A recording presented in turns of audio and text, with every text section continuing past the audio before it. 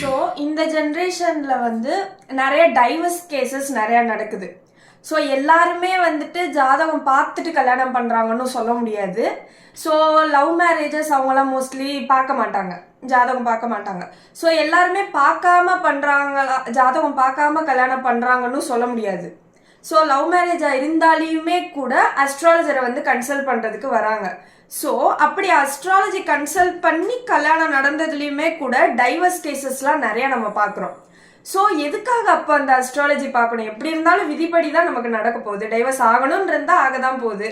So life நல்லா போகும் அப்படின்றதா நல்லா போக தான் போகுது. ஸோ நம்மளுடைய அண்டர்ஸ்டாண்டிங், அதுதான் வந்துட்டு ஒரு பார்ட்னருக்கும் இன்னொரு பார்ட்னருக்கும் உள்ள முக்கியமான விஷயமே வந்துட்டு அண்டர்ஸ்டாண்டிங் தான். Because that is not blood. So வந்துட்டு அது ஒரு அண்டர்ஸ்டாண்டிங்கில் தான் அந்த ரிலேஷன்ஷிப் போகும். ஸோ அதுக்கு எதுக்காக வந்துட்டு ஜாதகம் பார்க்கணும்? ரைட். இந்த கேள்வி ஒரு நல்ல கேள்வி மாதிரி தான் தெரியும். பட் இன்டெப்த் இதை நம்ம யோசித்தோம் அப்படின்னு சொன்னால் இதில் ஒன்றுமே இல்லை. அஸ்ட்ராலஜியில் நீங்கள் என்ன சொல்கிறீங்க, பொருத்தம் பார்த்து கல்யாணம் பண்ணுறவங்க டைவர்ஸ் பண்ணுறாங்க, லவ் மேரேஜ் பண்ணிக்கிறவங்க நல்லா இருக்காங்க, இதுக்கெலாம் எதுக்கு நம்ம ஜாதகம் பார்க்கணும் அப்படின்னு. அதாவது நமக்கு ஒரு பாசிபிலிட்டி, ஒரு வாய்ப்பு இருக்குது அப்படின்னு சொன்னால் அந்த வாய்ப்பை நீங்கள் பயன்படுத்திக்குவீங்களா மாட்டிங்களா? இப்போது ஒருத்தருக்கு டயோரியா போகுது, சரியா? இது வந்து கடவுளுடைய கோபம் அப்படின்னு சொல்லிட்டு இருந்த காலம்லாம் உண்டு. ஒரு காலத்தில் டயோரியாவில் ஊரே செத்து போனவங்களாம் இருக்காங்க. ஊர்லேயே பெரிய சாவு, 100 பேர் அந்த ஊரில் செத்துருவாங்க டயோரியாவில். ஆனால் டயோரியாவுக்கு மருந்து அப்படின்னு ஒன்று இருக்குது. அந்த மருந்தை நீங்கள் எடுத்துட்டிங்கன்னா ஒரு 90 பேர் தப்பிச்சுக்குவாங்க, ஒரு 10 பேர் செத்து போயிடுவாங்க, சரியா? அப்போது இந்த 10 பேர் வந்து செத்து போயிட்டாங்க அப்படிங்கிறதுக்காக நம்ம அந்த டேப்லெட்ஸு அதுக்கான ட்ரீட்மெண்ட் எடுக்காமல் இருக்கோமா? டயரியாவுக்கு இன்றைக்கி எடுக்கிறோம் இல்லையா? அதுலேயும் டெத்து பாசிபிலிட்டிஸ் இருக்குது, ரிஸ்க் ரேஞ்சு இருக்குது. அப்படிங்கும்போது அஸ்ட்ராலஜிலையும் மேரேஜ் பண்ணி டைவர்ஸ் ஆகிறவங்க இருக்காங்க, ஜாதகம் பார்க்காம கல்யாணம் பண்ணி நல்லா இருக்கிறவங்களும் இருக்காங்க. அப்போது அதனுடைய பர்சன்டேஜ் அப்படிங்கிறது எப்படி இருக்குங்கிறத பார்க்கணும். நம்ம ஓப்பனாகவே சொல்லுவோம், இந்த பொண்ணை கல்யாணம் பண்ணால் டைவர்ஸ் ஆகிடும் அப்படின்னு தான் சொல்கிறோம். அதுக்காக அவங்க கல்யாணம் பண்ணிக்காமல் இருக்க முடியுமா? எப்படியா ஒருத்தர் கல்யாணம் பண்ணுவாங்க, அது டைவர்ஸும் ஆகும். ஸோ அதை வந்து நடக்குது அப்படிங்கிறத நம்ம படித்து சொல்கிறோம், அவ்வளோதான். ஸோ அந்த கர்மாவை வந்து மாற்றிடுறதில்ல. ஒரு வாய்ப்பு இருக்குது, அந்த வாய்ப்பை நீங்கள் பயன்படுத்திக்கிறீங்க. எதிர்காலத்தில் உங்களுக்கு டைவர்ஸ் ஆகுமா, திருமணம் நல்லா இருக்குமாங்கிற ஒரு விஷயத்தை நீங்கள் தெரிஞ்சுக்கிறீங்க. இதை தெரிஞ்சுக்கிறதுக்கு ஜோதிடத்தை தவிர நீங்கள் வேறு எதையும் நாட முடியாது. அப்படிங்கிறதுனால இதை நீங்கள் பயன்படுத்திக்கிறதுல ஒன்றும் தப்பு இல்லை. ஓகே. இப்போ குழந்தை பிறக்கிறப்போ நார்மலாகவே கடவுள் வந்துட்டு ஒரு டைம் ஆல்ரெடி நமக்கு கர்மான்னு ஒன்று இருக்கும், எத்தனை மணிக்கு குழந்தை பிறக்கணும் அப்படின்றது ஆல்ரெடி முடிவு பண்ணப்பட்டது தான். ஸோ வந்துட்டு அந்த டைம்க்கு ஏற்ற மாதிரி தான் வந்து குழந்தை நார்மல் டெலிவரியாக இருந்தால் பிறக்கும். ஆனால் இப்போ உள்ளவங்கெல்லாம் நார்மல் டெலிவரிக்காக most of the people wait பண்ணுறது இல்லை. தன்னுடைய குழந்தை வந்து நல்ல நேரத்தில் பிறக்கணும், நல்லா இருக்கணும், அதுக்கு வந்து ஒரு நல்ல டைம் இருக்கணும் அப்படின்றதுக்காக அஸ்ட்ராலஜர்கிட்ட கேட்டு டைம்லாம் ஃபிக்ஸ் பண்ணி அந்த டைம்குள்ளே குழந்தைய எடுக்கிறாங்க. ஸோ இதனால அந்த கர்மா வந்து அஃபெக்ட் ஆகாதா? ஸோ அந்த டைமில் அந்த குழந்தைய எடுத்துட்டா நல்லதாயிடுமா? அந்த குழந்தைக்கு எல்லா விஷயங்கள்லையுமே வந்துட்டு நல்லதாயிருமா? நம்ம இது வந்து ஒரு ஆர்டிஃபிஷியல் திங் தான். நேச்சுரலாக அந்த டைமில் அந்த குழந்தை பிறக்கலை. ஸோ நம்ம ஆப்ரேட் பண்ணி அந்த டைமுக்கு அந்த குழந்தைய எடுக்கிறோம். ஸோ அது எந்த அளவுக்கு வந்து கரெக்டாக இருக்கும் அப்படின்னு இதுலேயுமே இதுவும் நல்ல கேள்வி. ஏன்னா இன்றைக்கி நிறைய பேருக்கு வந்து நம்ம சிசேரியன் டைம் டேட் எல்லாம் குறித்து கொடுக்குறோம். ஸோ அதனால் வந்து எந்த ஒரு ஜாதகத்தை எடுத்துட்டாலும் லக்னம் அப்படின்னு போட்டு ஒரு டைம் போட்டு கொடுத்துட்டாலும் அங்கே துர்ஸ்தானங்கள், கெட்ட பலன்கள் அப்படிங்கிறது அந்த ஜாதகத்திலேயே இருக்கும், சரியா? எப்படி பார்த்தாலும் அந்த 6, 8, 12ஆம் பாவங்களுடைய சம்பந்தம் இருந்ததுன்னு சொன்னால் அந்த குழந்தைக்கு கஷ்டங்கிறது வரதான் செய்யும். கஷ்டம் இல்லாத மனுஷனே கிடையாது, சரியா? ஆனால் அதே சமயத்தில் ஒரு நல்ல தசாபுக்தி சீக்வன்ஸு, நல்ல டைம், நல்ல பிளானட்ரி காம்பினேஷன்ஸ், நல்ல லக்னம், இதையெல்லாம் ஃபிக்ஸ் பண்ணி நான் ஒரு 12 நிமிஷம் தான் கொடுப்பேன் சிசேரியனுக்கு. அந்த 12 நிமிஷத்தில் எல்லாராலையும் குழந்தை எடுத்துட முடியாது. ஒரு 60% என்னை கேட்டால் அதில் ஃபெயிலியர் ஆகுது. ஒரு 40% தான் அது சக்ஸஸ் ஆகுது. ஏன் அப்படின்னு சொன்னால் ப்ராக்டிக்கலாக இருக்கக்கூடிய பிரச்சனை. டாக்டர்ஸ் வரமாட்டாங்க, அனஸ்தீசியா வரமாட்டாங்க. ஸோ இந்த மாதிரியான மிட் நைட் டைம் கொடுத்தா அந்த டைமில் எடுக்க முடியாது. இப்படிலாம் ப்ராக்டிக்கலாக இருக்கக்கூடிய பிரச்சனைகள் அப்படிங்கிறது இருக்குது. ஸோ அப்படி நம்ம குறித்து கொடுக்குறோங்கிறது ஒரு வாய்ப்பு. அந்த வாய்ப்பு இருக்குது. அது எத்தனை பேருக்கு பயன்படுத்திக்க முடியுமோ அவங்க மட்டும்தான் பயன்படுத்திக்க முடியும். அதுதான் ஃபேட்டுங்கிறது.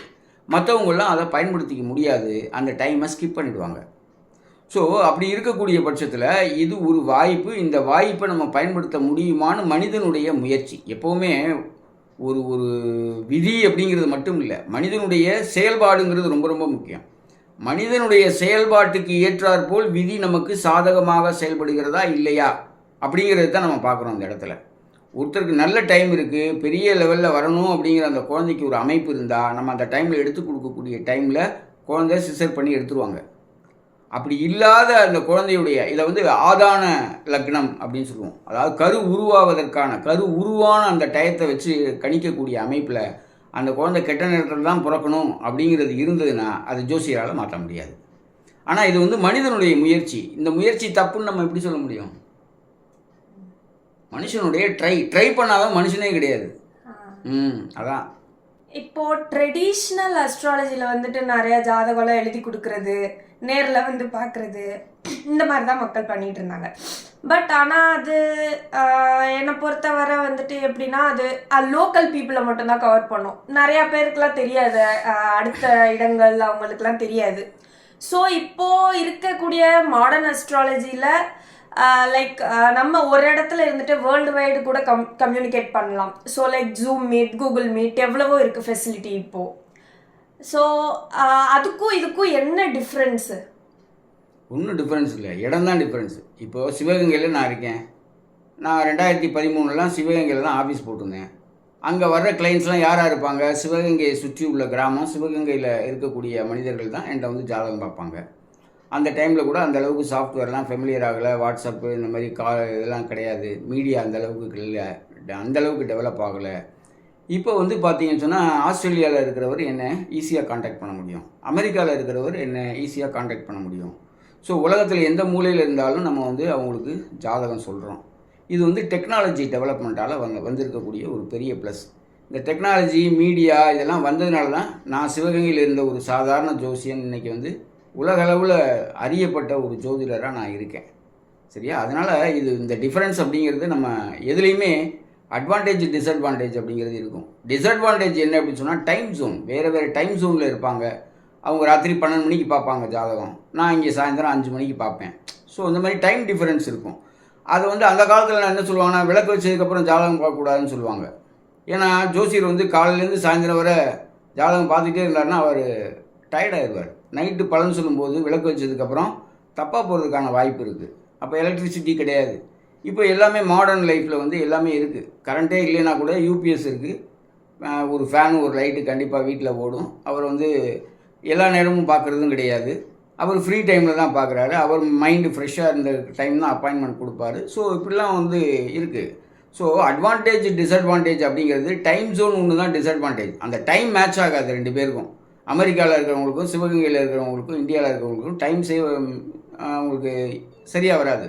அந்த டைமை அனுசரித்து நம்ம யாராவது ஒருத்தர் அட்ஜஸ்ட் பண்ணி அந்த டைமை ஃபிக்ஸ் பண்ணி பார்த்துக்கிறோம். ரெண்டாவது, நம்ம நேருக்கு நேராக மீட் மூலமாகவோ இது மூலமாக பேசிக்கிறது நேரில் இருந்து பார்க்கக்கூடிய ஒரு ஃபீலை நமக்கு கொடுக்கும். ஸோ இதெல்லாம் இதில் இருக்கக்கூடிய அட்வான்டேஜ் தான். ஸோ மாடர்ன் உலகத்தில் ஜோதிடம் பார்க்குறது அப்படிங்கிறது அந்த காலத்தை விட இன்னும் சிம்பிளிஃபை ஆகிருக்கு, மக்களுக்கு ஈஸியாக பயன்படுத்தக்கூடிய அமைப்பில் இருக்குது அப்படிங்கிறது தான் நம்ம இந்த இடத்துல பார்க்கணும். என்னோட கொஸ்டின்ஸ் எல்லாத்துக்குமே வந்துட்டு நீங்கள் ரொம்பவே நல்லாவே எக்ஸ்ப்ளனேஷன் கொடுத்தீங்க. ஸோ நான் வந்து இப்போ அஸ்ட்ராலஜி கற்றுக்கணும் அப்படின்னு நினைக்கிறேன். ஸோ இப்போ நாங்கள் கற்றுட்டா உங்களை மாதிரி வந்துட்டு கரெக்டாக ப்ரிடிக்ட் பண்ண முடியுமா? அதாவது நம்ம இந்த கேள்வி எப்படி இருக்குது அப்படின்னு சொன்னால், நான் வந்து மேனேஜ்மெண்ட் ஸ்டடீஸ் படிக்கிறேன், நான் மேனேஜர் ஆகிடுவேனா அப்படின்னு கேட்குற மாதிரி இருக்குது. நான் ஜோதிடம் படித்தா கண்டிப்பாக ஜோசியர் ஆகலாம். அதுக்கு உங்கள் ஜாதகத்தில் இடம் இருக்கான்னு பார்க்கணும்.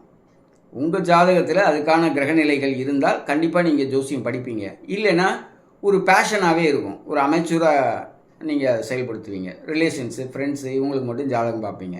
உங்களுக்கு தொழில் சாணத்தோட ஜோதிடம் சம்மந்தப்பட்டிருக்கு கிரகங்கள்லாம் அப்படின்னு சொன்னால் நீங்கள் என்ன பண்ணுவீங்க, தொழில்முறை ஜோதிடராகவே மாறுறதுக்கான வாய்ப்புகளும் இருக்குது எல்லாம். அதனால் இது வந்து ரொம்ப ஒரு சீக்ரெட்டான ஒரு நாலேஜ் அப்படின்னு நீங்கள் நினச்சி நமக்கு இது வராது, இல்லை இந்த தொழில் செஞ்சால் அது நல்லதில்லை அப்படிங்கிற மாதிரியான ஒரு ஐடியாலாம் நமக்கு தேவையில்லாது. இன்றைக்கி என்னை கேட்டால் ஐஏஎம்மில் படிச்சுட்டு வேலை பார்க்கக்கூடிய ஒரு மேனேஜரை விட, ஒரு கார்ப்பரேட் லீடரை விட ஜோதிடர்கள் எந்த வகையிலும் இன்றைக்கி சளைத்தவர்கள் கிடையாது.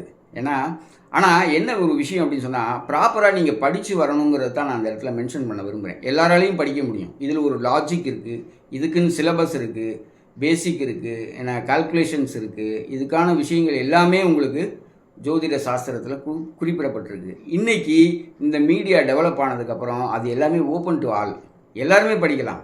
ஆனால் எல்லாருமே தெரிஞ்சுக்கலாம், எல்லாருமே அந்த அறிவை வளர்த்துக்கலாம், அந்த ஞானத்தை வளர்த்துக்கலாம். ஆனால் அதை பயன்படுத்தி பணம் சம்பாதிக்கணும் அப்படின்னா அதுவும் உங்களுடைய ஜாதகத்தில் இருக்காங்கிறது ரொம்ப முக்கியம்.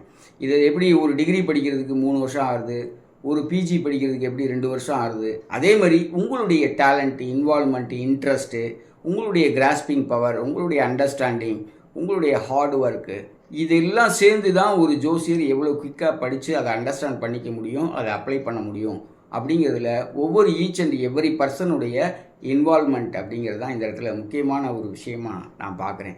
அதனால் ஜென்சிக்கள் ஜோதிடத்தை நம்பி வரலாம், அதில் பொய் கிடையாது, அதில் உண்மை இருக்குது. ஆனால் அதை பயன்படுத்தி கொள்ளக்கூடிய மோசமானவர்களும் இந்த இடத்துல இருப்பாங்க. எல்லா துறையிலையுமே மோசமானவர்கள், ரூல்ஸ் அண்ட் ரெகுலேஷன்ஸ், எத்திக்ஸ் இல்லாதவர்கள் இருக்கிறது போல் ஜோதிடத்திலையும் ஒழுக்கமற்றவர்கள், எத்திக்ஸ் இல்லாதவர்கள், ஏன்னா ப்ரொஃபஷனல் எத்திக்ஸை ஃபாலோ பண்ணாதவர்கள் அப்படிங்கிறவங்க இருக்காகத்தான் செய்கிறாங்க. நான் இல்லைன்னு மொத்தமாக மறுக்கலை. ஆனால் அதுக்காக ஒரு துறையை நம்ம தள்ளி போடுவது பெரிய விஷயம், தவறு. பயன்படுத்தக்கூடாது என்று சொல்வது தவறானது. நீங்கள் படியுங்கள், நீங்கள் உணருங்கள், நீங்கள் 4 பேருக்கு ஜோதிடம் சொல்லுங்கள். அதுக்கப்புறம் உங்களுடைய நம்பிக்கை என்பது படிப்படியாக வளரும். அது உங்களுடைய திறமையை, வாக்கு வன்மையை பொறுத்த ஒரு விஷயமாக இருக்குது. அதனால் ப்ராப்பராக ஸ்டடி பண்ணுங்கள், படிங்க, ப்ராப்பராக உங்களை நீங்கள் என்லைட்டன் பண்ணிக்கோங்க. அப்போ கண்டிப்பாக ஜென்சிக்களும் ஜோதிடத்துக்குள்ளே வர முடியும். ஜோதிடம் என்பது நீங்கள் நினைக்கக்கூடிய எந்த ஒரு துறைக்கும் கீழான துறை அப்படின்னு நீங்கள் நினைக்க வேண்டாம். ஏன்னா இதில் நான் கிட்டத்தட்ட 24 வருஷமாக பயிற்சி செஞ்சிட்ருக்கேன், நிறைய மாணவர்களை உருவாக்கிட்டுருக்கேன். அவங்கள நல்லபடியாகவே அவங்கெல்லாம் இந்த துறையில் ஜெயிச்சிட்ருக்காங்க. அதனால் இதுதான் எஜுகேஷன், இது ஒரு சீட்டிங் அப்படிங்கிற மாதிரியான ஒரு அவநம்பிக்கையை நீங்கள் வளர்த்துக்க வேண்டிய அவசியமே இல்லை. புதிதாக ஜோதிடத்திற்கு மாற்றாக எதையும் கண்டுபிடிக்கக்கூடிய வரையில் இதுக்கு அழிவே கிடையாது. ஜோதிடத்தை கற்றுக்கொண்டவர்கள் என்றைக்கும் பொருளாதார ரீதியாக பாதிக்கப்பட்டவர்களும் கிடையாது. அப்படி பாதிக்கப்பட்டிருந்தால் அவங்களுடைய தனிப்பட்ட ஜாதகம் வீக்காக இருக்கும். ஸோ அப்படி அதெல்லாம் நிறைய காரணங்கள் இருக்குது. அதனால் ஜென்சிக்கள் மற்ற துறையில் ஈடுபடுவதைப் போல் ஒரு டாக்டராவது, என்ஜினியராவது, வழக்கறிஞராவது, ஏன்னா மேனேஜ்மெண்ட் ஸ்டூடெண்ட்டாவது, கார்ப்பரேட் ஃபீல்டில் இருக்கக்கூடிய மாதிரி ஜோதிடம் என்பது மிகச்சிறந்த ஒரு துறை. அது அடுத்தவர்களுடைய வாழ்க்கையை கவனிக்கக்கூடிய அவர்களுக்கு வழிகாட்டக்கூடிய ஒரு துறையாக இந்த ஜோதிடத்துறை இருக்கிறது. எனவே எல்லோரும் வாருங்கள், நீங்கள் படிக்கலாம், நீங்கள் அதில் பயிற்சி செய்யலாம், நீங்களும் பலன் சொல்லலாம். சரியா? உங்ககிட்ட ஜாதகம் படித்தவங்க, அஸ்ட்ராலஜி கற்றுக்கிட்டவங்க, உங்கள் ஸ்டூடெண்ட்ஸ் இப்போ உங்களை மாதிரியே ப்ரெடிக்ட் பண்ணுறாங்களா? அவங்களாலையும் பலன் சொல்ல முடியுதா? நல்லா சொல்லிட்டு தான் இருக்காங்க, அதெல்லாம் பலன் சொல்லலாம். ஆரம்பத்தில் கொஞ்சம் தடுமாற்றங்கள்லாம் இருக்கும், அதை ரெக்டிஃபை பண்ணிக்கணும். எந்த இடத்துல நம்ம தப்பு பண்ணுறோம், இப்போ பலன் சொல்லும்போதே ஒரு விஷயத்தை நம்ம சொல்லும்போது அவங்க சொல்லுவாங்க, இது அந்தளவுக்கு ஆப்டாக இல்லை எனக்கு அப்படின்னு சொல்லுவாங்க. ஸோ அப்படி சொல்லும்போது அதெல்லாம் நோட் பண்ணி வச்சுக்கணும், ஏன் அந்த மாதிரி ஆகலை அப்படிங்கிறத. அதனால தான் ஃபஸ்ட் எடுத்தோடனே நீங்கள் ப்ரொஃபஷனல் ஆக முடியாது. நான் பண்ணால் கூட நீங்கள் உங்களுடைய க்ளோஸ் சர்க்கிளில் நீங்கள் அதை ட்ரை பண்ணி பார்த்து எந்தெந்த ப்ரிடிக்ஷன்ஸ்லாம் உங்களுக்கு கரெக்டாக வருதுங்கிறத நோட் பண்ணிட்டு அது சம்மந்தமான விஷயங்களை வரக்கூடிய ஜாதகர்களுக்கு நீங்கள் ஹைலைட் பண்ணணும். உங்களுக்கு வராத விஷயத்தை போய் டச் பண்ணி அங்கே ஃபெயிலியர் ஆகக்கூடாது. இதெல்லாம் ப்ராக்டிஸில் கொண்டு வர வேண்டிய விஷயம். எப்படி சட்டம் படிச்சுட்டு டைரெக்டாக போய் கோர்ட்டில் ஆர்கியூ பண்ண முடியுமா? முடியாது. ஒரு சீனியர் லாயர்கிட்ட அசிஸ்டண்ட்டாக இருக்கணும், அவர்கிட்ட தான் கோர்ட்டு ப்ரொசீஜரை நீங்கள் கற்றுக்க முடியும். அதே மாதிரி தான் அஸ்ட்ராலஜி ப்ரொசீஜருங்கிறது ஒன்று இருக்குது. எங்கே ஸ்டார்ட் பண்ணணும், எதை சொல்லணும், எதை சொல்லக்கூடாது, எப்படி கம்ப்ளீட் பண்ணணும் அந்த கன்சல்டேஷனை அப்படிங்கிறதுக்கு ஒரு ட்ரைனிங் தேவை.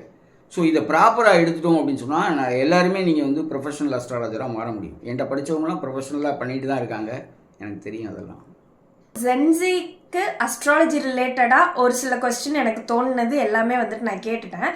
சப்போஸ் நான் ஏதாவது விட்டுருந்தேன், ஏதாவது உங்களுக்கு டவுட் இருக்குது அப்படின்னா கமெண்ட் செக்ஷனில் கமெண்ட் பண்ணுங்கள். நம்ம நெக்ஸ்ட் பார்ட் 2 கூட அதை போட்டுக்கலாம். கண்டிப்பாக உங்களுடைய டவுட்ஸ் இது தவிர வேறு ஏதாவது கேள்விகள் இருந்தால் அதை கமெண்ட்ஸில் போடுங்க. அது ஒரு செப்பரேட் வீடியோவாக கூட நான் உங்களுக்கு டெலிகாஸ்ட் ரெக்கார்ட் பண்ணி போடுறேன். நன்றி. தேங்க்யூ. நன்றி. வணக்கம்.